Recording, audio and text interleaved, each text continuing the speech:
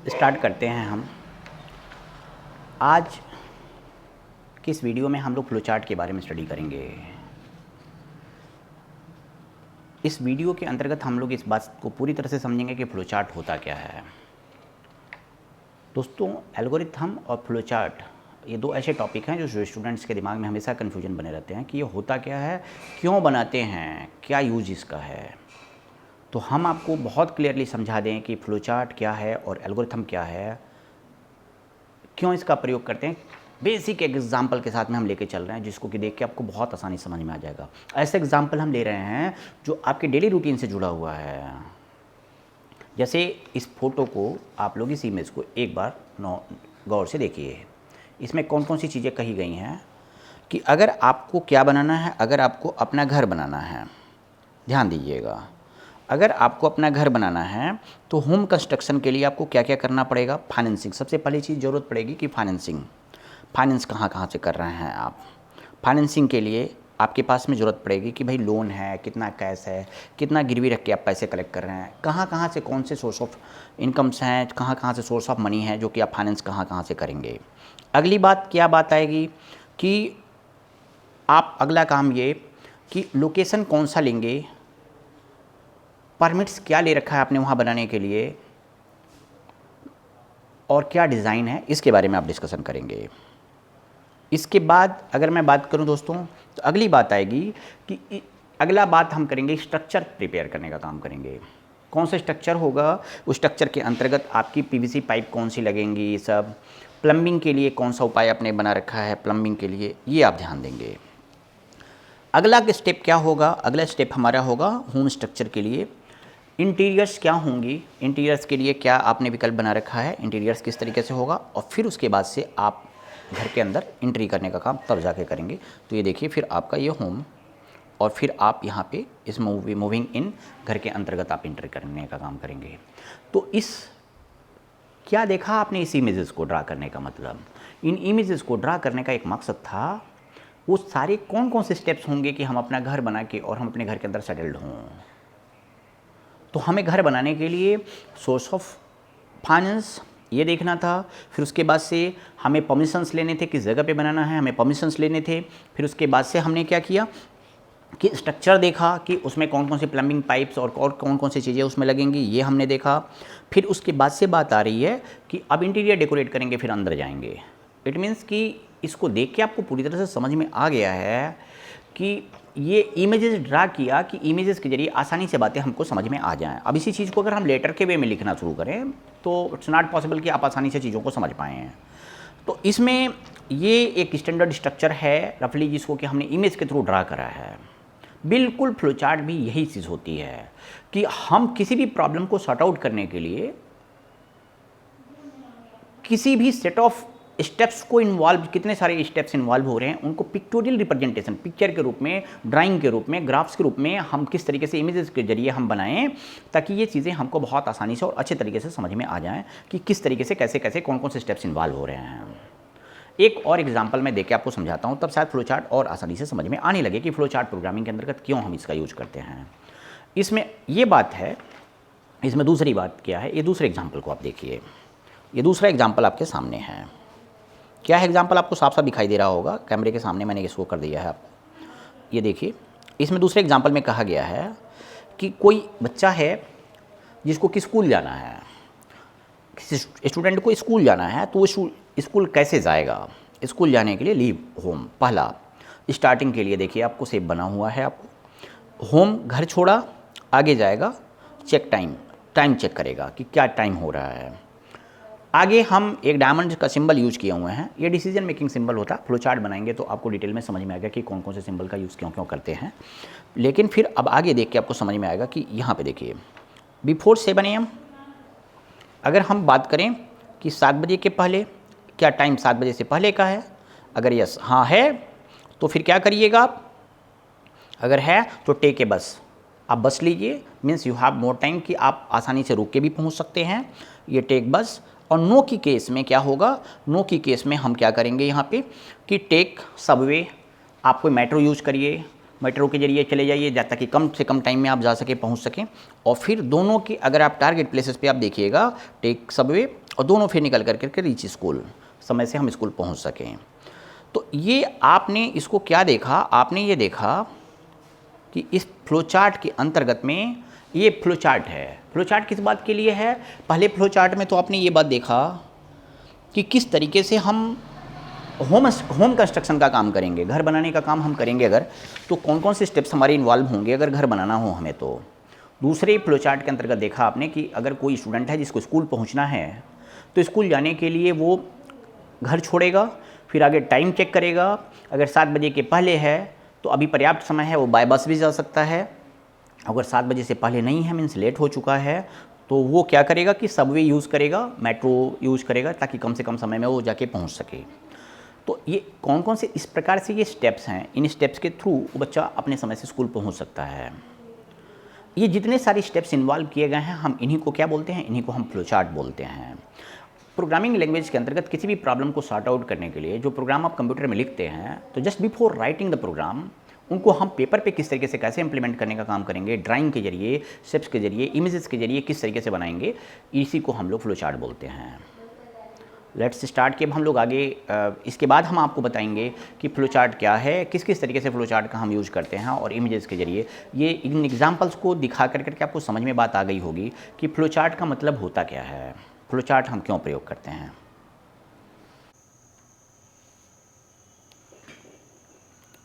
Let's start.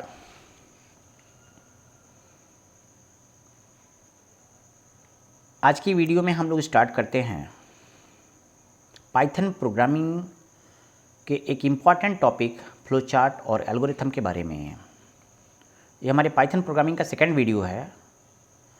इस video के अंतर्गत में हम कम्प्लीटली फ्लो चार्ट क्या होता है और एल्गोरिथम क्या होता है, हम इसके बारे में डिस्कशन करेंगे। वीडियो को स्टार्ट करने के पहले हम आपको बता दें कि हमारे वीडियो में शुरू से लेकर लास्ट तक आप बने रहें। इसमें कम्प्लीटली हर एक चीज़ आपको स्टार्टिंग से लेकर के लास्ट तक में बताई जानी है। इन सब के बारे में हम लोग वन बाय वन करके सारा का सारा कम्प्लीटली लास्ट तक में डिस्कस करेंगे कि फ्लो चार्ट क्या है, एल्गोरिथम क्या है। और अगर आप हमारी इस यूट्यूब चैनल पर नए हों तो हमारे चैनल को सब्सक्राइब कर दें। चलिए हम स्टार्ट करते हैं। सबसे पहले बात करते हैं फ्लो चार्ट। फ्लो चार्ट क्या होता है, फ्लो चार्ट को कैसे हम डिफ़ाइन करेंगे, फ्लो चार्ट क्या होता है, इसके बारे में हम लोग डिस्कशन करते हैं। पिछली वीडियो में आपने देखा होगा कि कंप्यूटर से इंस्ट्रक्ट करने के लिए हमें कंप्यूटर को प्रोग्राम लिख के देना होता है। कंप्यूटर का प्रोग्राम हमें ये बात बताता है कि कंप्यूटर पे कम्युनिकेट हमको किस तरीके से करना है, कंप्यूटर पे किस प्रकार से कम्युनिकेट करना है। ये कंप्यूटर की प्रोग्रामिंग के माध्यम से ही हम कंप्यूटर को इंस्ट्रक्ट कर रहे होते हैं। फ्लो चार्ट और एल्गोरिथम ये दोनों के दोनों कंप्यूटर पर प्रोग्राम लिखने से पहले का एक स्टेप होता है, जिसके अंतर्गत कि हम इस बात को निर्धारित करते हैं। पिक्टोरियल फॉर्म के अंतर्गत में हम अपने प्रोग्राम के लॉजिक को दर्शाते हैं। जो प्रोग्राम का हमारा लॉजिक है, जो स्टेटमेंट्स हम कंप्यूटर की लैंग्वेज के रूप में हम लिखेंगे, उसको कंप्यूटर पे इंस्ट्रक्शन के रूप में लिखने के पहले पेपर वर्क हम कर लेते हैं। और पेपर वर्क करने के दौरान ही पिक्टोरियल रिप्रेजेंटेशन, कुछ स्पेसिफिक सिंबल्स हैं, उन सिंबल्स के बारे में हम आगे डिस्कशन करेंगे। उन सिंबल्स के माध्यम से ही हम प्रोग्राम के फ्लो को रिप्रेजेंट करने का, डिपिक्ट करने का काम करते हैं। प्रोग्राम के फ्लो को हम पेपर पे दर्शाते हैं कि प्रोग्राम के अंतर्गत कौन कौन से मेन इवेंट्स हैं जो कि ऑकरेंस होने हैं, घटित होने हैं। उन सारे इवेंट्स को क्रमबद्ध तरीके से हम पिरो के रखते हैं। हम पुनः दोहराएं, कंप्यूटर के प्रोग्राम को पिक्चर के पिक्टोरियल सिंबल्स के रूप में दर्शाना, जिससे प्रोग्राम की लॉजिक को हम इस तरीके से रिप्रेजेंट करें कि सिस्टम हमारा उस बात को समझ सके। उससे पहले हम पेपर पे उसको ड्राइंग के जरिए किस तरीके से रिप्रेजेंट करने का काम करते हैं, यही फ्लो चार्ट होता है। डेफिनेशन के तौर पे अगर हम देखें, फ्लो चार्ट इज पिक्टोरियल या graphical representation of an algorithm और फ्लो ऑफ आवर प्रोग्राम। हमारे जो प्रोग्राम का फ्लो है, इस हमारे प्रोग्राम के फ्लो को पिक्चर के रूप में हम कैसे दर्शाएंगे, किस तरीके से दिखाएंगे, इसी बात के लिए हम फ्लो चार्ट यूज करते हैं। It represents each task with different symbols. जितने भी सारे स्टेप्स इसमें इन्वॉल्व करे जाते हैं वो सबके स्पेशली अपने अलग अलग सिंबल्स हैं। उन्हीं सिंबल्स के माध्यम से हम लोग इसको रिप्रेजेंट करने का काम करते हैं। These symbols have been standardised by the American National Standard Institute. ANSI ने इसको बनाया हुआ है कि किस किस बात के लिए, स्टार्टिंग के लिए कौन सा सिंबल हम यूज करेंगे, इनपुट के लिए कौन से सिंबल यूज करेंगे, प्रोसेस के लिए कौन सा सिंबल यूज करेंगे, इन सब के लिए सिंबल्स बनाए गए हैं, उन्हीं सिंबल्स के अनुसार ही हम अपने फ्लो चार्ट को ड्रा करने का काम करते हैं। अब चलिए हम आगे देखें कि सिंपली कौन कौन से ऐसे सिंबल्स हैं जिनको कि हम फ्लो चार्ट के अंत में यूज करते हैं फ्लो चार्ट के अंतर्गत। इसमें जो सिंबल्स हैं उन सिंबल्स के बारे में हम डिस्कशन करने जा रहे हैं। आप सबसे पहला बात करने जा रहे हैं हम सिंबल्स के कॉलम बने हुए हैं, नेम का बना हुआ, सिंबल का नाम क्या है, और ये अगला फंक्शन क्या है, कौन सा काम कर रहा होता है वो सिंबल, हम इसके बारे में डिस्कस कर रहे हैं यहाँ पे। सबसे पहला सिंबल स्टार्ट है, स्टार्ट, और ये आपका एंड हो गया। ओवल हो गया, and Oval represents an start and stop symbol. ये ओवल है जिससे कि हम स्टार्ट और स्टॉप सिंबल को रिप्रेजेंट करने का काम करते हैं। ओवल सिंबल के जरिए कभी भी कोई फ्लो चार्ट बनेगा तो उसको हम स्टार्टिंग किस सिंबल से करेंगे और स्टॉप किस सिंबल पे करेंगे, इस बात को यहाँ पे ध्यान में देना है आपको। स्टार्ट और स्टॉप हम यहीं से काम कर रहे होते हैं।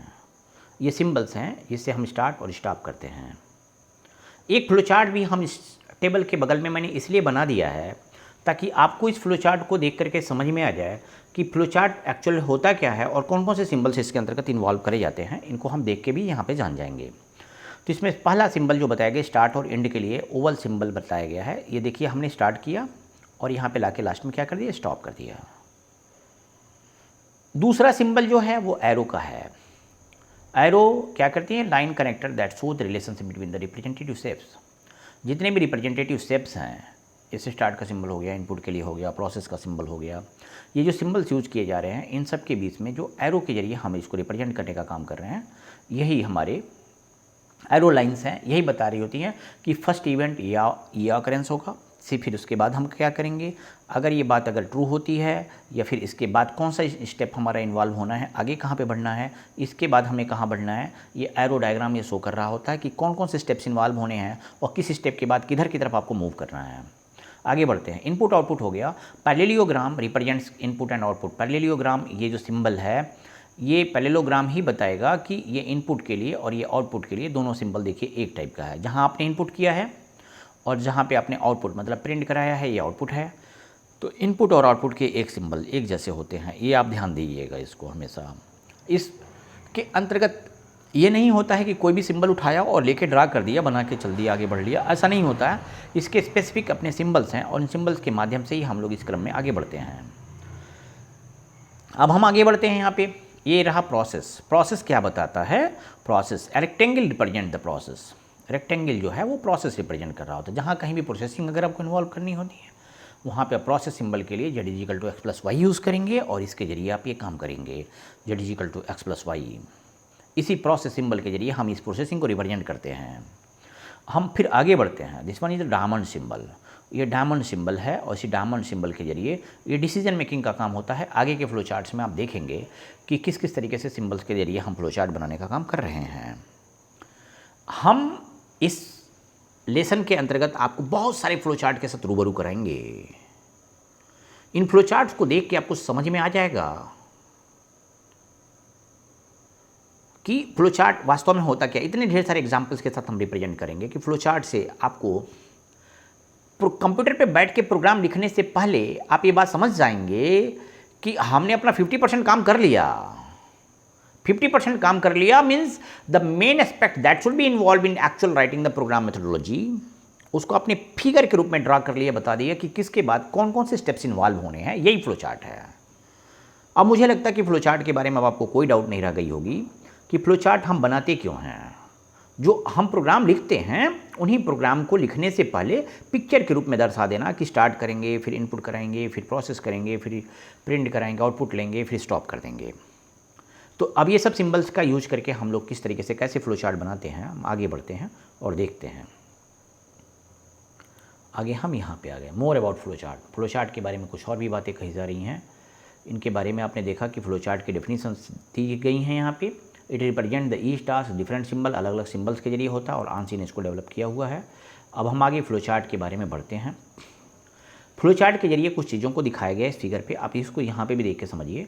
ये फ्लो चार्ट ये type of pictorial diagram that represents a work flow और प्रोसेस। कोई वर्क फ्लो या प्रोसेस को बताने के लिए ये हम फ्लो चार्ट बनाते हैं और इसको यूज करते हैं।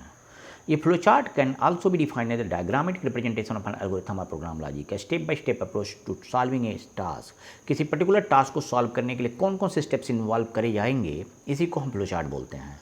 ये फ्लो चार्ट कोई ज़रूरी नहीं है कि हम फ्लो चार्ट, ये सारे फ्लो चार्ट हम कंप्यूटर की प्रोग्रामिंग लैंग्वेज के लिए डेवलप करें।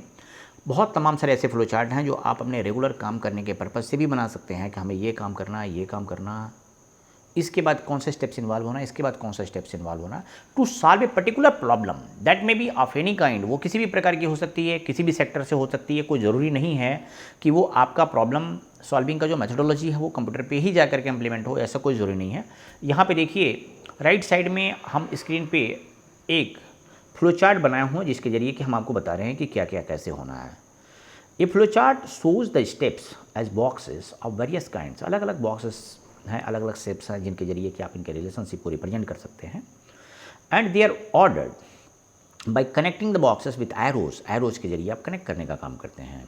This diagrammatic representation illustrates a solution model to given problem. किसी प्रॉब्लम को सॉल्व करने के लिए कौन कौन से सोल्यूशन के मॉडल होंगे, ये इसको आपको इन्हीं डायग्रामेटिक रिप्रेजेंटेशन के जरिए बताएंगे आप इसको। एक फ्लो चार्ट बना हुआ, जरा इसको डिस्कस करते हैं हम लोग 2 मिनट के लिए कि ये फ्लो चार्ट कैसे है। जो आप किसी यहाँ पे इस फ्लो चार्ट मेरे बनाने का ये मकसद था कि आप ये बात समझें कि केवल कंप्यूटर की प्रोग्रामिंग लैंग्वेज के लिए ही नहीं फ्लो चार्ट होता है, बल्कि और भी तमाम तरीके के मेथोडोलॉजी होते हैं जिनके लिए हम लोग ये फ्लो चार्ट बना सकते हैं। Lamp does not work. कोई लैम्प है, लाइट है जो कि काम नहीं कर रहा है, लाइट लैम्प है जो काम नहीं कर रहा। आगे बढ़ेंगे तो आप यहाँ डिसीजन मेकिंग सिंबल देखिए। अभी जस्ट इसके पहले वाले स्लाइड में आप पढ़ के आए हुए थे कि हमारा डिसीजन लेने के लिए कौन सा सिंबल होता है, तो बोले ये डिसीजन मेकिंग सिंबल है। Lamp plugged in, lamp plugged है, बोले यस, अगर है तो आगे बढ़िए। तो बल्ब बर्न आउट, तो बल्ब जल रहा है, यहाँ पे ध्यान दीजिए। और अगर लैम्प प्लग्ड इन नहीं है तो प्लग इन लैम्प, लैम्प को प्लग करिए। प्रॉब्लम ये देखिए डेली रूटीन का काम है। आप कभी भी कोई भी काम करते हैं तो आप ये समझते हैं कि ये पहला स्टेप मेरा हो गया कि अगर मैंने स्विच ऑन करा, पावर सप्लाई आ रही है, आ गई पावर सप्लाई अगर आ रही है तो मैंने स्विच ऑन किया, तो स्विच ऑन करने के बाद से मेरा लाइट जल रहा है। तो आप क्या डायग्नोस करेंगे कि अगर इस प्लग में अगर करंट आ रहा है, मीन्स इलेक्ट्रिसिटी हमारी यहाँ तक पास करी हुई है। इलेक्ट्रिसिटी हमारी पास की, अगर नहीं पास करी तो उसके पहले के फेज को हम जाके चेक करना होगा कि एक्चुअल प्रॉब्लम कहाँ पे है। अगर हमारा प्लग बोर्ड तक में लाइट आ रही है, बोर्ड तक लाइट आने के बाद स्विच ऑन करने के बाद भी अगर पावर सप्लाई अगर लाइट तक नहीं पहुंच रही है, तो हमें ये देखना पड़ेगा कि कहीं ऐसा तो नहीं कि मेरा बल्ब फ्यूज़ हो। अगर बल्ब नहीं फ्यूज़ है तो फिर हमें चेक करना पड़ेगा वहाँ पे कि वो बल्ब के पास तक में पावर सप्लाई जा रही है नहीं जा रही है। तो ये स्टेप्स हैं, जिन स्टेप से फॉलो करने का काम करते हैं। एग्जैक्टली सेम स्टेप को भी हम यहाँ पे कंप्यूटर के फ्लो चार्ट के माध्यम से दर्शा सकते हैं और दिखा सकते हैं, जिसको देख के आपको ये बात समझ में आ जाएगी कि how to draw and how to make a flow chart, कैसे हम फ्लो चार्ट बनाने का काम कर रहे होते हैं। तो आप यहाँ देखेंगे lamp plugged in, lamp plugged हुआ, बस यस, हाँ है तो आप आगे चेक करिए। बॉन्ड आउट, बल्ब जल रहा है या नहीं जल रहा है। अगर बल्ब में लाइट अगर आ गई तो ठीक, अगर यस है तो, अगर ये बल्ब आउट है तो फिर रिप्लेस करिए बल्ब को। अगर ये फ्यूज़ है बल्ब तो आप रिप्लेस करिए बल्ब को। अगर नो तो रिपेयर द लैम्प, लैम्प को रिपेयर करने का काम करिए। आप इस बात को स्टेप वाइज देख सकते हैं कि बल्ब में दिक्कत है या लैम्प में दिक्कत है, तो हम किस में प्रॉब्लम है वो सॉर्ट आउट करके हम आगे बढ़ेंगे। तो इन स्टेप से आपने क्या देखा कि how to actually solve the problem, कि कैसे हम समस्या को सॉल्व करने की कोशिश हम करेंगे। आगे बढ़ते हैं अब आगे हम आपको कंप्यूटर के प्रोग्राम पे, अब जो हम क्रम शुरुआत होने जा रहे हैं, बहुतों हम इस पूरी वीडियो तक लास्ट तक बने रहिए। हम बहुत सारे फ्लो चार्ट के माध्यम से हम आपको बता देंगे कि एक्चुअल में प्रोग्राम की लॉजिक को पिक्चर के रूप में हम शेप्स के माध्यम से कैसे रिप्रेजेंट करने का काम करते हैं। फ्लो चार्ट में आपको क्लियर हो जाएगा। नेवर यू विल फॉरगेट कि फ्लो चार्ट क्या होता है। मैं आपको ऐसे बताऊंगा कि फ्लो चार्ट आप कभी भी किसी से पूछा जाए, अब तुरंत आप बाहरी कंप्यूटर से अलग हट के भी एग्जाम्पल देके आप एक्सप्लेन कर सकते हैं कि फ्लो चार्ट वास्तव में होता क्या है। आप हमारी वीडियो के साथ में केवल पढ़ने के लिए नहीं बल्कि एक्चुअल रियल लाइफ इम्प्लीमेंटेशन के लिए भी जुड़े हैं। स्टार्ट करा मैंने, आगे बढ़िए, स्टार्ट में आए, इनपुट कराएंगे, इनपुट ए एंड बी, ये 2 नंबर मैं इनपुट कराऊंगा। यहाँ पे ए और बी नंबर हम इनपुट कराएंगे। आगे बढ़ेंगे, यहाँ पे C equal to A plus B, C की वैल्यू क्या हो, ए और बी दोनों की वैल्यू को ऐड कर लिया मैंने, सी में ऐड कर लिया। प्रिंट सी किया, सी को प्रिंट करेंगे तो ये प्रिंट कर जाएगा। स्टॉप सी कर दिया, स्टॉप कर दिया। देखा आपने स्टार्ट और स्टॉप का सिंबल जो है वो एक तरह का सिंबल है, ओवल सिंबल यहाँ पे यूज़ कर रहे हैं। अगला इनपुट और आउटपुट, मतलब इनपुट किया और ये आउटपुट, ये दोनों के सिंबल एक जैसे हैं। आप यहाँ पे इस चीज़ को देख सकते हैं कि इनपुट और आउटपुट दोनों के सिंबल एक जैसे हैं। हमने यहाँ पे क्या किया है, प्रिंट किया और प्रिंट कर लिया और C = A + B है, C में हमने प्रोसेस करके देख लिया। तो इस तरीके से इस फ्लो चार्ट को देख के समझ में आ गया कि दो नंबर को ऐड करने के लिए किस प्रकार फ्लो चार्ट बनेगा। आगे बढ़ते हैं, एक और फ्लो चार्ट हम इसको देखते हैं कि ये किस तरीके से काम करेगा। Flow chart to calculate the area of circle. अब आप खुद बना लेंगे, 2 नंबर ऐड करने वाला जैसे था वैसे ये भी करेंगे। आपको ये बात पता है कि स्टार्ट करेंगे, इनपुट करेंगे हम किसको, R को और पाई को। पाई और R को हम इनपुट करेंगे। इसमें ये बात ध्यान दीजिएगा कि पाई की एक्चुअल जो वैल्यू होती है वो 3.14 होती है, तो उसे हम इनपुट करानी नहीं है, वहाँ पे हमने डायरेक्टली असाइन कर दिया है और इनपुट मैंने R को कराया है, R को मैंने इनपुट कराया और पाई की वैल्यू को मैंने कांस्टेंट कर दिया है। अब हम आगे बढ़ते हैं, A = πr²। πr² should be written like this, A = P × R πr² का मतलब पाई × R।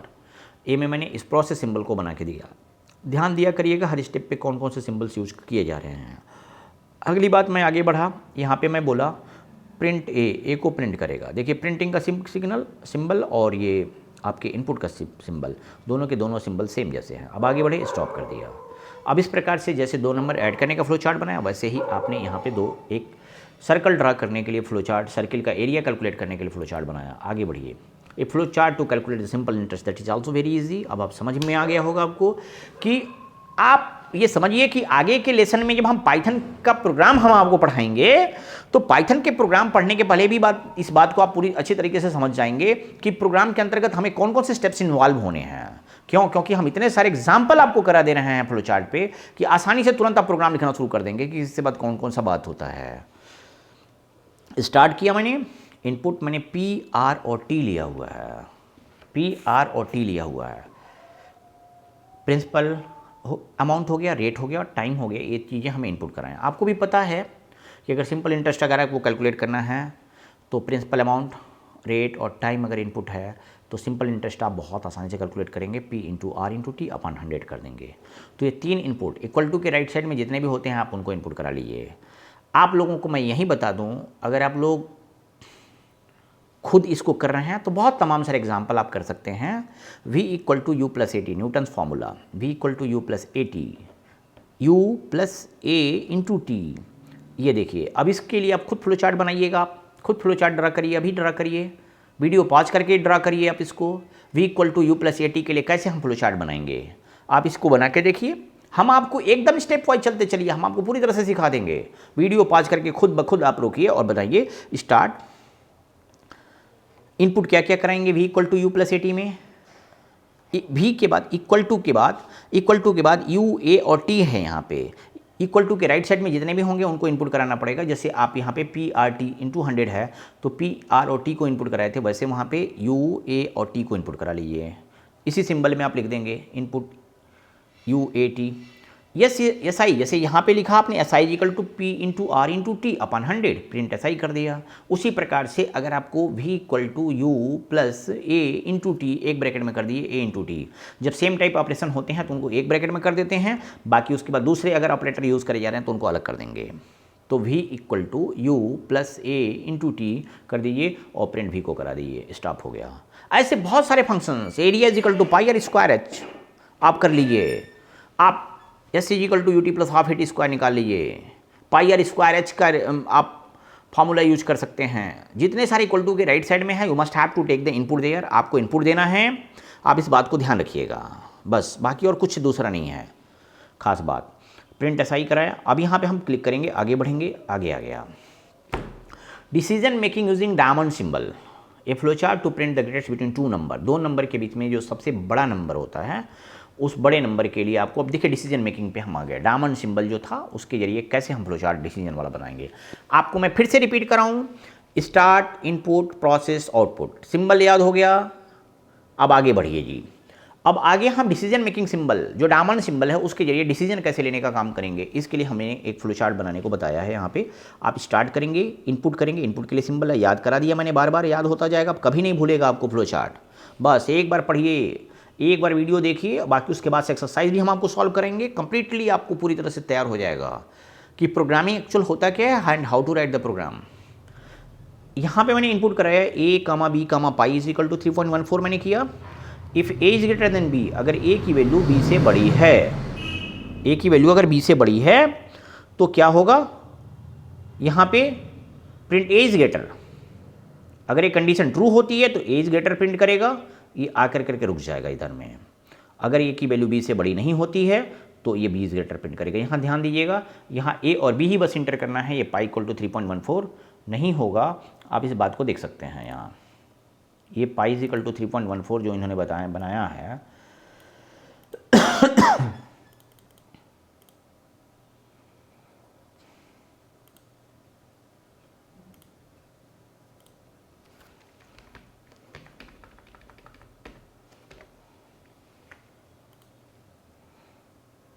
ये देखिए आप इसको आ गया, ए और बी इनपुट कराएंगे, ए की वैल्यू अगर बी से बड़ी है, अगर ये बात ट्रू है तो ए इज ग्रेटर प्रिंट करेगा, नहीं की दशा में बी इज ग्रेटर प्रिंट करेगा। बस हम इधर की तरफ आ जाएंगे।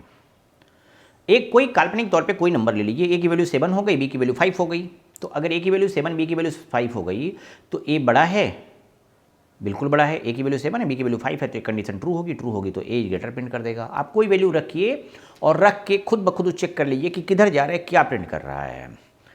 अगर ए की वैल्यू आपने 2 कर दिया, बी की वैल्यू अगर आपने 7 कर दिया तो ए बी से बड़ा है, बोले नहीं ए 2 है बी 7 है, बड़ा नहीं है, नो के केस में बी बड़ा है, प्रिंट कर देगा और उतर जाएगा। आप इस बात को ध्यान दीजिएगा, फ्लो चार्ट बनाने के लिए कुछ रूल्स हैं, इन रूल्स को ध्यान दीजिएगा कि 1 एंट्री पॉइंट होता है और सारे के सारे फ्लो चार्ट जा करके स्टॉप जो है 1 एग्जिट पॉइंट भी होता है। एग्जिट पॉइंट जो होता है जहाँ स्टॉप करेगा वो एक जगह होगा। अब हम आगे बढ़ते हैं, ये फ्लो चार्ट अब आपको डायमंड सिंबल के जरिए पता चल गया होगा। ये बात हमेशा ध्यान दीजिएगा कि जो डायमंड सिंबल होता है वहाँ से 2 लाइनें निकलती हैं, एक ट्रू की केस में और एक फॉल्स की केस में। अगर ये कंडीशन ट्रू होता है तो यस की दशा में किधर जाए और ये नो की दशा में किधर जाए। अब ये डिपेंड करता है, आप ये भी बात ध्यान दीजिएगा, ये मत सोचिएगा कि हम क्या करेंगे क्या नहीं करेंगे। अब ये फ्लो चार्ट आप किसी भी रियल लाइफ इम्प्लीमेंटेशन के लिए बना सकते हैं कि अगर मेरे पॉकेट में मोर देन 100 रुपीज़ है तो हम गोरखपुर जाएंगे, और अगर पॉकेट में मेरे 100 रुपीज़ से बिलो है तो हम देवरिया में रहेंगे, देवरिया में शॉपिंग करेंगे। ऐसा कोई भी एग्जांपल आप ले सकते हैं। 50 से अबव होगा तो हम पास बोलेंगे, अगर 50 से बिलो हुआ तो हम फेल बोलेंगे। तो आप यहाँ बोल सकते हैं input number, if number is greater then 50 तो पास, प्रिंट पास, अदरवाइज प्रिंट फेल। आप किसी भी जगह पे कोई भी कंडीशन लगा करके आप प्रिंट कर सकते हैं। यहाँ पे ए को बी से कंपैरिजन करने के लिए कर दिया आपने, कहीं किसी अमाउंट के बेस पे आप ये बोल सकते हैं कि अगर ये चीज़ हो तो हम इधर की तरफ जाएं, अगर ये ऐसा नहीं होता तो हम दूसरे कंडीशन में जाएं।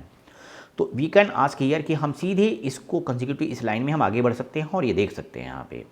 चलिए अब हम आगे अगले फ्लो चार्ट की तरफ बढ़ते हैं जी। यहाँ पर ज़रा ध्यान दीजिएगा कि किस किस तरीके से कैसे हम आगे बढ़ रहे हैं और किस तरीके से चल रहे हैं। यहाँ a flow chart to print the greatest among 3 numbers, 3 number में से बड़ा बनाना हो तो उसके लिए फ्लो चार्ट बनाना। थोड़ा सा फ्लो चार्ट आपको देखने में लग रहा होगा टेढ़ा है, बट ऐसा है कुछ नहीं, बहुत आसानी से समझने की कोशिश करिएगा। इनपुट एक्स वाई जेड, ये 3 नंबर मैंने इनपुट कराया है यहाँ पे, 3 नंबर मैंने इनपुट कराया है यहाँ पे। और यहाँ पे अगर मैं बढ़ूँ तो ये एक्स अगर वाई से बड़ा होता है तो ये वाई की केस में ये इधर की तरफ बढ़ेगा, अगर एक्स जेड से भी बड़ा होता है तो वाई की केस में ये इधर की तरफ बढ़ेगा, इधर बढ़ेगा, वाई की केस में ये इधर की तरफ बढ़ेगा। देखिए एक्स वाई से बड़ा है तो इधर की तरफ आए, ये अगर एक्स जेड से भी बड़ा है तो ये एक्स को प्रिंट कर देगा, सीधी बात, और ये आके नीचे उतर जाए। आप कोई भी नंबर पुट करके एक्स के लिए देखिए, 5, 2 और 1 करके देखिए, तो 5 हो गया एक्स की वैल्यू 5, 2, 1, यहाँ ध्यान दीजिएगा 1 मिनट के लिए, 5, 2 और 1 हो गया। अगर तो एक्स की वैल्यू वाई से बड़ा है, बोले 5, 2 से बड़ा है, हाँ बड़ा है, आओ। एक्स की वैल्यू जेड से बड़ा है, हाँ 5 है, ये 1 है तो बड़ा है, बोले आ जाओ, आप 5 प्रिंट कर देगा। समझ में आ गया। अब अगर मान लीजिए कि ऐसा नहीं होता है, एक्स की वैल्यू वाई से बड़ी नहीं हुई, तो now you have to check between Y and Z only. ये बात समझ में आ रहा है आपको। 3 नंबर था आपने दे रखा है, कोई भी नंबर आप अपने मन से लोकेट करिए, आप वैल्यू पुटअप करेंगे तभी जाके फ्लो चार्ट समझ में आएगा, सीधा बात समझ लीजिएगा। वैल्यू पुटअप करिए, यहाँ पे 7 रखिए, 2 रखिए और यहाँ पे 90 रखिए। एक्स क्या वाई से बड़ा है, बोले नहीं, 7 है 2 है, 7 है 2 है, बोले बड़ा है, तो बोले आ जाओ, आ जाए। अब इसमें ये बड़ा है, अब इसको इससे कंपेरिजन करा, तो ये इससे बड़ा नहीं है तो जेड सबसे बड़ा होगा। अगर एक्स वाई से बड़ा हो गया, लेकिन अगर एक्स जेड से बड़ा नहीं है तो जेड सबसे बड़ा होगा, जेड प्रिंट करके बाहर आ जाएगा ये ऐसे। और अगर ऐसी दशा में मैं इधर की तरफ अगर आऊँगा, तो अगर एक्स वाई और जेड की वैल्यू को अगर मैं लेके दिखाऊँ आपको, तो अगर x में अगर x की वैल्यू y से बड़ी नहीं है तो y और z को पूछना होगा। अगर y z से बड़ा है तो कंडीशन ट्रू होती है, तो y सबसे बड़ा हो जाएगा, प्रिंट करके आ जाएगा। अगर y z से नहीं बड़ा होता तो z सबसे बड़ा होगा, इधर की तरफ होके आ जाएगा और ये इधर आके स्टॉप कर जाएगा। इस प्रकार से आपने क्या देखा, आपने ये बात देखा यहाँ पे कि हम 3 नंबर में से अगर बड़ा बनाना हो तो इस फ्लो चार्ट को हम किस तरीके से बनाएंगे। इसमें ये भी बात आप खुद ध्यान में रखिएगा कि कभी भी फ्लो चार्ट बनाने के टाइम पे डायमंड सिंबल होगा, डिसीजन मेकिंग सिंबल अगर आप यूज़ कर रहे हैं तो आप इस बात को हमेशा ही ध्यान में रखना है कि जो भी हम यहाँ पे एंट्री कराने का काम करेंगे वो यहाँ से इस डायमंड सिंबल या डिसीजन मेकिंग सिंबल के बाद से जो भी आउटपुट होगा वो या तो यस की केस में होगा, नहीं तो नो की केस में होगा। अब हम आगे बढ़ते हैं अगले फ्लो चार्ट पे। यहाँ पे समझिए यहाँ कैसे काम करेंगे।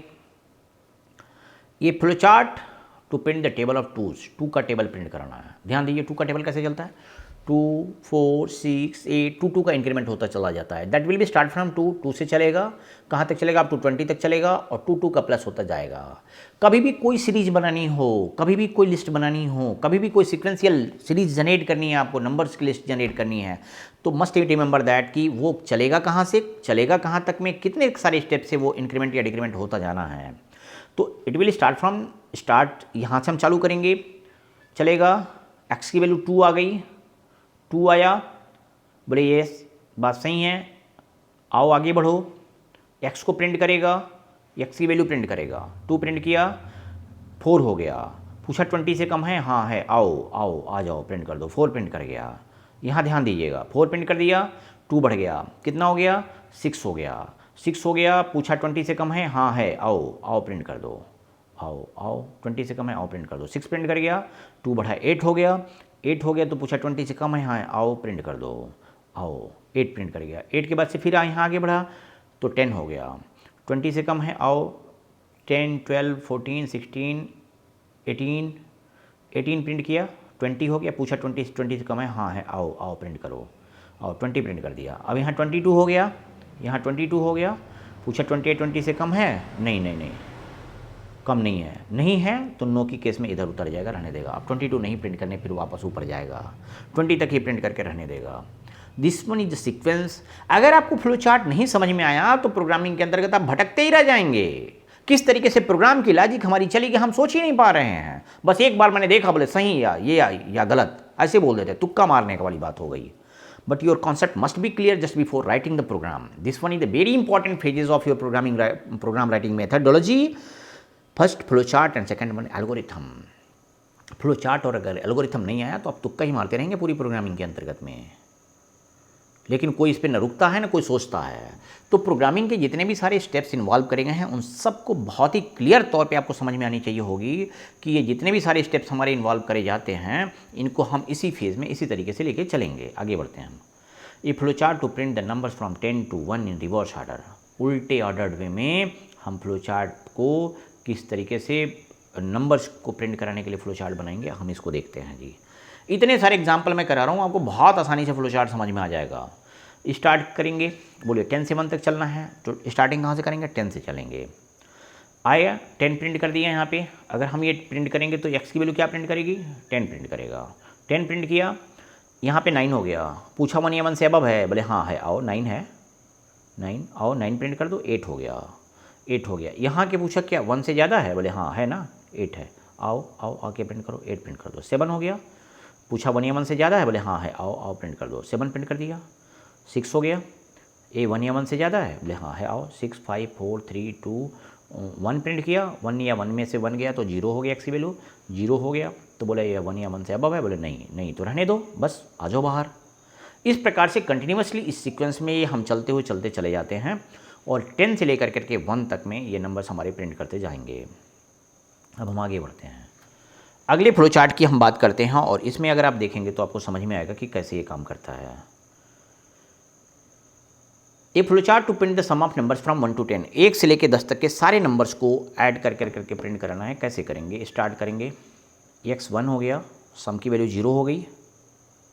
सम is equal to sum plus X. अब ये सोचिए जरा क्या होगा यहाँ पर, sum is equal to sum plus X में सम की वैल्यू क्या करेगा, यहाँ पर जो सम की वैल्यू पहले से 0 है, वैल्यू हमेशा राइट हैंड साइड से लेफ्ट हैंड साइड आती है, ध्यान दीजिएगा। 0 प्लस 1, सम की वैल्यू 1 हो गई, सम की वैल्यू क्या हो गई, 1 हो गई। एक्स की वैल्यू 2 हो गई, ध्यान रखिएगा सम की वैल्यू भूलिएगा मत, 0 प्लस 1 1 हुई है, 1 हुई है। अब हम आगे बढ़े तो एक्स की वैल्यू 2 हो गई, पूछा 10 से कम है, हाँ है, आओ आओ आओ आ जाओ। अब सम की पुरानी वैल्यू 1 प्लस 2 3 हो गई, सम की वैल्यू 3 हो गई, सम की वैल्यू 3 याद रखिएगा। एक्स की वैल्यू 2 हो गई, एक्स की वैल्यू 1 गई थी तो अगली बार 2 हो गई, 2 हो गई, पूछा 10 से कम है, हाँ है, आओ आओ आओ प्रिंट करो। प्रिंट करेगा तो फिर क्या हो जाएगा, तो अब 3 प्लस 3 6 हो गया, अगली बार 6 प्लस 4 10 हो जाएगा, 10 प्लस 5 15 हो जाएगा, 15 प्लस 6 21 हो जाएगा। ये नंबर वो एक्स एक एक करके बढ़ता जाएगा और जो सम की पुरानी वैल्यू है उस पुरानी वैल्यू में नई वैल्यू ऐड होती चलती चली जाएगी, ऐड होती जाएगी, और बार बार सम जो है ओवरराइट होता चलता चला जाएगा। And just after completion of this condition की, अगर ये कंडीशन जब कभी भी फॉल्स होगा 10 या 10 से अबव होगा तो बोले रहने देगा, बाहर आ जाएगा और प्रिंट सम को प्रिंट कर देगा। मीन्स 1 से लेके 10 तक में जितने भी सारे नंबर्स ऐड किए गए हैं वो सारे ही नंबर्स 1 2 3 4 इस तरीके से आते जाएंगे और ये प्रिंट करते चलते चले जाएंगे। अब हम आगे अगले फ्लो चार्ट पे, इस फ्लो चार्ट में इस बात को ध्यान दीजिएगा कि a flow chart to input 10 numbers and print the average of all numbers.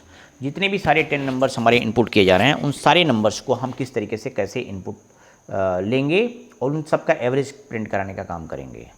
तो आपको ये बात पता है कि 10 टाइम इनपुट कराने के लिए जो इनपुट होगा उसी रोटेशन के बीच में होना चाहिए, इस बात को हमेशा ध्यान दीजिएगा आप। अगर ये बात ध्यान नहीं देंगे तो फिर आपको समझ में नहीं आएगा।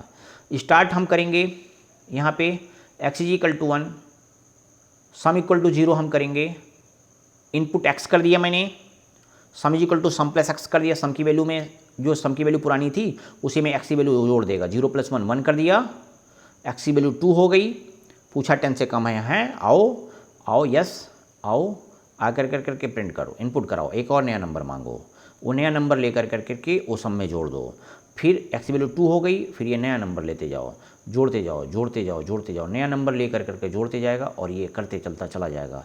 यहाँ पे इस बात को ध्यान दीजिएगा कि इनपुट 10 नंबर्स में से है, x की वैल्यू भी 1 कराई गई और सम मिला के सम को जोड़ा भी गया है, यहाँ पे बात गलत है और इस चीज़ को आप ध्यान दीजिएगा कि इनपुट जो कराएंगे वो कहाँ पे कराएंगे, इनपुट जो कराएंगे हम वो n में कराएंगे और यहाँ पे हम sum equal to sum plus क्या करेंगे, बोले sum equal to sum plus n करेंगे।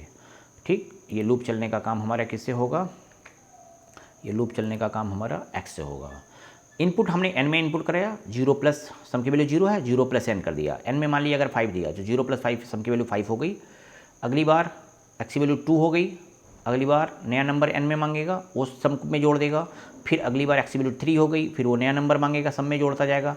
इस तरीके से कंटिन्यूसली ये लूप आपका रिपीट करता चलता चला जाएगा और ये बार बार इन नंबर्स को लेकर करके ऐड करता चलता चला जाएगा और ये जोड़ता जाएगा ऐड करता जाएगा और just after completion of this कि अगर 10 या 10 से अबव हो जाएगा 10 बार ये नंबर लेकर जोड़ेगा और जो ही 11 होगा तो ये लूप इससे बाहर आ जाएगा, कंडीशन 9 हो गया और यहाँ पे A is equal to sum divided by 10 कर देगा।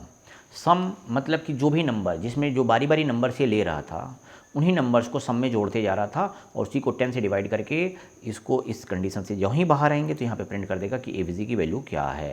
ये एवीजी की वैल्यू आपको प्रिंट करके दिखा देगा कि ये क्या है, यहाँ पर बता भी देगा आपको। इस प्रकार से आपने क्या देख लिया, इस प्रकार से आपने ये बात देख लिया कि किस तरीके से हम यहाँ पर जो बारी बारी 10 बार नंबर लिए जा रहे हैं उन 10 नंबर के समेसन हम कैसे ऐड करते चलते चले जा रहे हैं और इसके बाहर आकर करके एवरेज को प्रिंट करा लिए हैं। अब हमारे सामने ये जो फ्लो चार्ट है वो ये जो फ्लो चार्ट है हमारा लास्ट फ्लो चार्ट है, इसके बारे में हम लोग करने जा रहे हैं। यहाँ पे ध्यान दीजिएगा, इसमें हम आपको ये बात बताने जा रहे हैं कि एक नंबर दें उसका फैक्टोरियल प्रिंट कर दें। फैक्टोरियल क्या होता है आप अच्छी तरह जानते हैं कि अगर n में कोई भी नंबर मैंने 3 दिया तो 3 का फैक्टोरियल क्या होता है 1 into 2 into 3 means that will be multiplied from 1 to up to last of that number, 1 से लेके उस नंबर तक में बारी बारी ये मल्टीप्लाई करता चलता चला जाएगा। 1 F1 हो गया, X1 हो गया, F1 हो गया, इनपुट कराया मैंने नंबर एक नंबर लिया,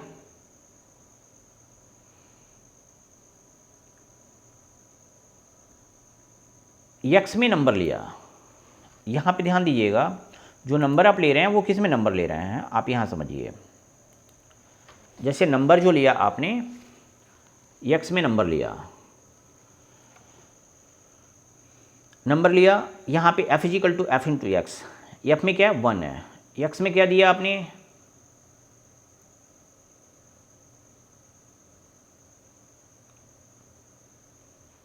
यहाँ पे x इक्वल टू 1 कर दिया आपने और यहाँ पे f इज इक्वल टू 1 कर दिया है। इनपुट मैंने कहाँ पे कराया है, इनपुट x में कराया है। यहाँ पे x में मैंने मान लीजिए कि क्या कराया, मैंने 5 दिया तो ये क्या करेगा, f is equal to F into X, F में क्या है 1 है, 1 इंटू 5 कर दिया, बोलिए 1 इंटू 5 करेगा, f की वैल्यू 5 हो गई। अगली बार x की वैल्यू क्या हो गई, x माइनस 1 हो गया तो 4 हो गया, बोले आएगा। अब अगली बार 5 इंटू 4 20 हो गया, फिर अगली बार x वैल्यू 3 हो गई, अगली बार 23 या 60 हो गया, ठीक।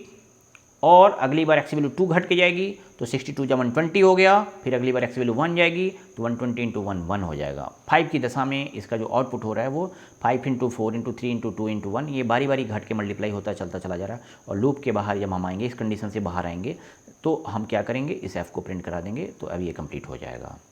इस प्रकार से जितने भी सारे नंबर, जो भी कोई एक नंबर देंगे उससे उस नंबर से स्टार्टिंग करेगा और बारी बारी उस नंबर को f1 है यहाँ पे और x भी 1 है, ये बारी बारी पहली बार 1 इंटू 1 करके f में रख लेगा, फिर x की वैल्यू 1 हो गई, एक डिक्रीमेंट कर गई यहाँ पे, फिर यहाँ पे अगर x is more than equal to 1 अगर ये 1 होता है तो ये फिर से दोबारा ऊपर भेज देगा और फिर यहाँ से आएगा और आकर करके मल्टीप्लाई करेगा, मल्टीप्लाई करके रख लेगा।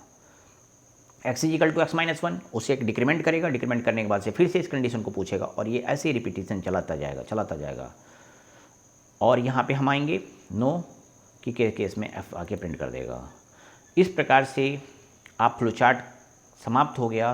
फ्लोचार्ट आप पूरी तरह से समझ चुके होंगे कि फ्लोचार्ट क्या है।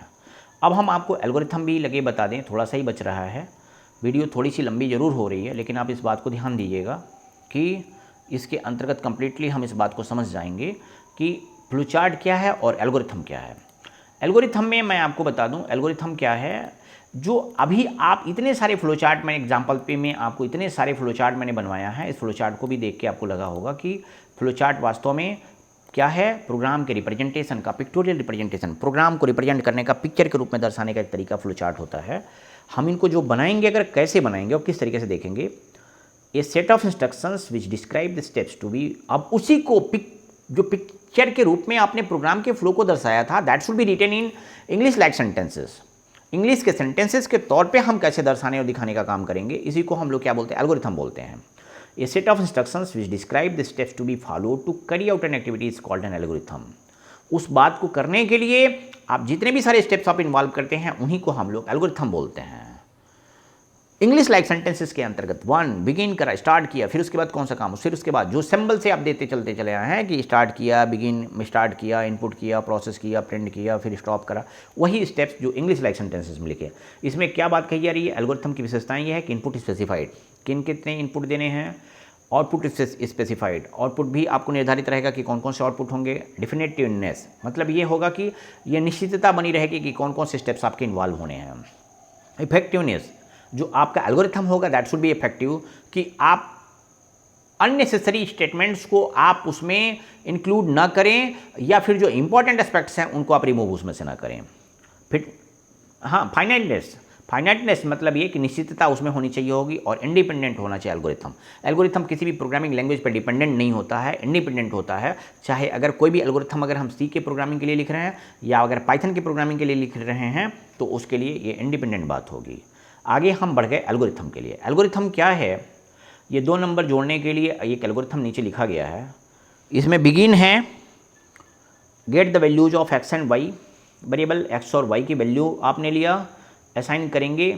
ये स्वैप करने के लिए दो, एक्स में कोई वैल्यू है, वाई में कोई वैल्यू है, एक्स की वैल्यू वाई में, वाई की वैल्यू एक्स में आपको स्वैप करना है। तो स्वैप करने के लिए क्या करना पड़ेगा, तीसरा वेरिएबल लेना पड़ेगा।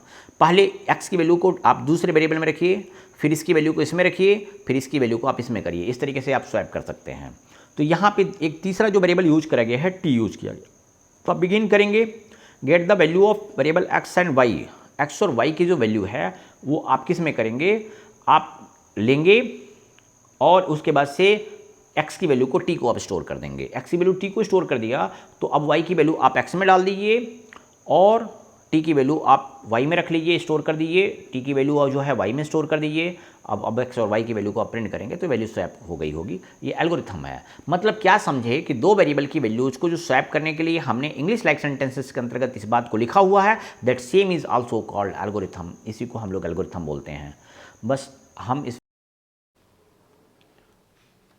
नेक्स्ट और अगला टॉपिक जो हमारा है वो है डॉक्यूमेंटेशन। डॉक्यूमेंटेशन के बारे में हम समझेंगे। आपने क्या देखा? आपने ये देखा कि फ्लोचार्ट क्या है। हमारे प्रोग्राम के पिक्टोरियल रिप्रेजेंटेशन को हमने फ्लोचार्ट बोला कि प्रोग्राम के अंतर्गत कंप्लीटली लॉजिक हमारी किस तरीके से डेवलप हो रही है। पिक्टोरियल रिप्रेजेंटेशन के फॉर्म में हमने फ्लोचार्ट बनाया। अगला हम एल्गोरिथम की बात किए। एल्गोरिथम के अंतर्गत हम लोगों ने देखा कि प्रोग्राम को करने के लिए, किसी भी टास्क को कंप्लीट करने के लिए जितने भी सारे स्टेप्स इन्वॉल्व किए जाते हैं उनको इंग्लिश लाइक सेंटेंसेस में 1 2 3 स्टेप वाइज मेंशन करना, इसको हमने एल्गोरिथम बोला। अगला स्टेप हमारा जो है वो जो डॉक्यूमेंटेशन पे हम बात करने जा रहे हैं। डॉक्यूमेंटेशन क्या होता है कि जब हम सॉफ्टवेयर डेवलप कर रहे होते हैं, सॉफ्टवेयर डेवलपमेंट के प्रोसेस के दौरान जितने भी सारे इवेंट्स आपके हुए रहते हैं, उन सारे के सारे इवेंट्स को एक सीक्वेंस में प्रॉपरली नोट डाउन करना।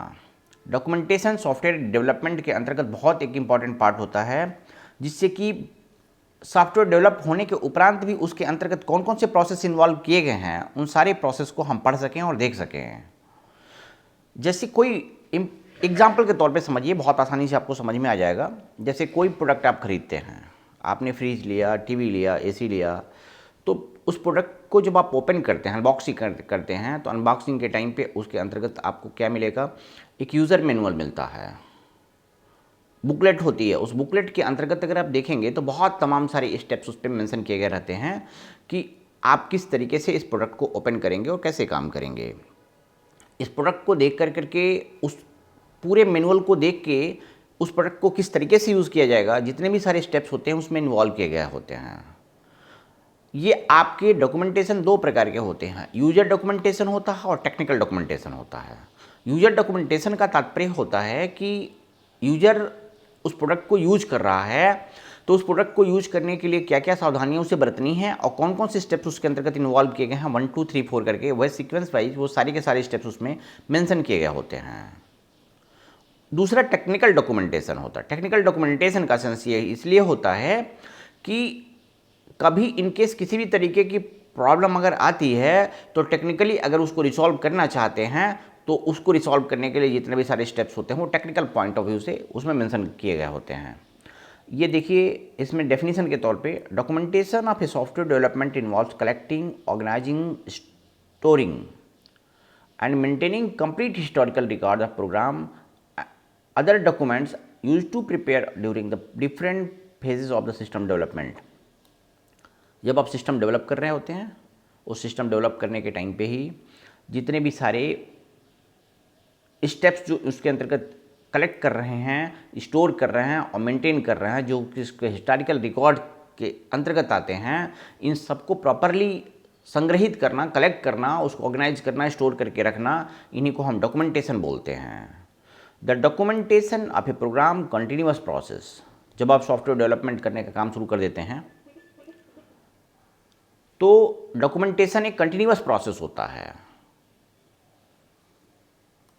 The program specifications, the algorithmetic representation and the program itself can all consider the part of documentation program. जो कोडिंग होगा,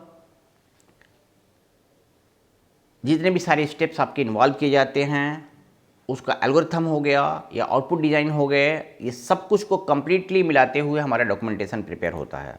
ये खास तौर पे आपके डॉक्यूमेंटेशन जो होते हैं वो दो तरीके के होते हैं। टेक्निकल डॉक्यूमेंटेशन होता है और दूसरा ये टेक्निकल डॉक्यूमेंटेशन जो होता है यूज फॉर टेक्निकल एस्पेक्ट्स के लिए यूज़ किया जाता है। कि अभी भी मैंने बताया आपको कि अगर किसी भी तरीके की टेक्निकल इशू अगर आती है तो उसको रिसॉल्व करने से संबंधित जो डॉक्यूमेंटेशन, जो स्टेप्स इन्वॉल्व किए गए रहते हैं, उन्हीं गाइडलाइंस को हम लोग टेक्निकल डॉक्यूमेंटेशन के तौर पे बोलते हैं। और जो यूजर डॉक्यूमेंटेशन होता है वो यूज फॉर यूज़र एंड, जो यूज़र उस प्रोडक्ट को यूज कर रहा होता है, जो सॉफ्टवेयर को यूज कर रहा हो या किसी प्रोडक्ट को यूज कर रहा होता है, तो उससे संबंधित जितने भी सारे स्टेप्स उसमें इन्वॉल्व किए गए होते हैं, जो गाइडलाइंस, जो मैनुअल्स होते हैं, यूज़र मैनुअल्स होते हैं, वो यूजर डॉक्यूमेंटेशन कहलाते हैं। देखिए अगला टॉपिक हमारा है कि aim of documentation. What is the aim of documentation? Documentation हम करते क्यों हैं? डॉक्यूमेंटेशन का एम क्या है कि अगर डॉक्यूमेंटेशन होगा तो प्रॉपरली कभी भी हम उस सिस्टम को यूज करना चाहते हैं तो फिर बाद में भी हम उसको देख करके उसे समझ सकते हैं। उसमें अगर कोई सुधार करना हो, कोई अमेंडमेंट करना हो तो आसानी से इस चीज़ को सुधार किया जा सकता है, या उस सिस्टम को प्रॉपरली यूज किया करने का सारा स्टेप्स उसमें इन्वॉल्व होता है। हम एक एग्जाम्पल के साथ समझते हैं, फिर डॉक्यूमेंटेशन आपको समझ में आएगा। जब हम सिस्टम पे बैठ के कोई भी सॉफ्टवेयर या प्रोग्राम जब बना रहे होते हैं तो उस कोडिंग के लिए बड़े से बड़े सॉफ्टवेयर डेवलपमेंट प्रोसेस के अंतर्गत एक 2-4 पेज के प्रोग्राम नहीं बल्कि हज़ारों पेज के प्रोग्राम होते हैं, मल्टीपल थाउजेंड्स के प्रोग्राम होते हैं। तो उतने मल्टीपल थाउजेंड्स के प्रोग्राम के साथ में इस तरीके की बात आती है कि कभी कल को कोई उसमें चेंजिंग या अमेंडमेंट्स करनी होती है तो उसके साथ में उस डॉक्यूमेंटेशन के आधार पे ये समझा जाता है कि कहाँ पे कौन कौन सी कोडिंग किस किस पर्पज़ के लिए करी गई है, ताकि उसी के आधार पे फिर बाद में भी उसको हम पढ़ के उसको चेंज कर सकते हैं। कोई भी चेंजिंग अगर करनी हो तो कर सकते हैं।